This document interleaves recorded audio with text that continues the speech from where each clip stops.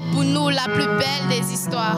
Si belle que Dieu lui a choisi d'écrire dans les étoiles. Sans elle, il n'y aurait jamais eu de réconciliation par la repentance. Le monde entier aurait perdu ce qui fait la lumière. Je vous invite à franchir non pas 1 mais 2 millénaires, mais pour 4 et beaux lieux, la ville de Bethléem, à l'abri des regards et de ce que le monde ne pouvait se douter que c'est l'avenir de l'humanité qui se jouait. Tout a commencé le soir d'une nuit étoilée, exactement comme les prophètes l'avaient annoncé. La promesse de Dieu venait de voir le jour, celui qui venait et qui sera avec nous pour toujours. Cela fait des siècles et des siècles que plusieurs l'attendaient. Mais n'oubliez pas, Dieu accomplit toujours ce qu'il promet. Si cette fin des années avant avait été annoncée, c'était pour accomplir ce jour-là pleinement sa destinée.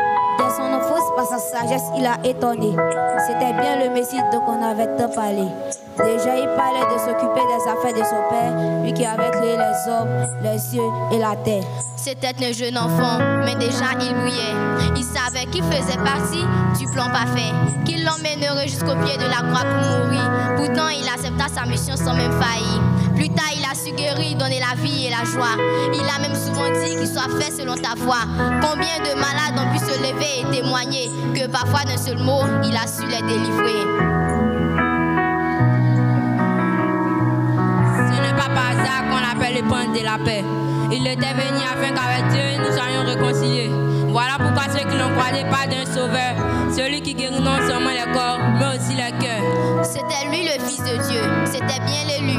Malgré cela, beaucoup de personnes ne l'ont pas cru. Et si par amour pour nous, il a choisi de se sacrifier, plus d'un détournait le regard. Moqué, dénigré, parfois même insulté, il n'a pas tenu compte, mais c'est sa vie qu'il a donnée. Il a tenu sa promesse d'aller jusqu'au bout. Il est mort pour toi, pour moi, pour chacun de nous. Dieu venait tout juste d'accomplir ce qui avait été écrit. Un sauveur innocent nommé Jésus-Christ venait de mourir à cet instant sur le mont Golgotha, en prenant notre place sur le bois de la croix. Voilà maintenant 2000 ans que le Messie a payé. Encore aujourd'hui, il a le pouvoir de nous sauver. Puisqu'un homme s'était l'envoyé du Père, lui qui n'a pas hésité à sacrifier son fils le plus jeune.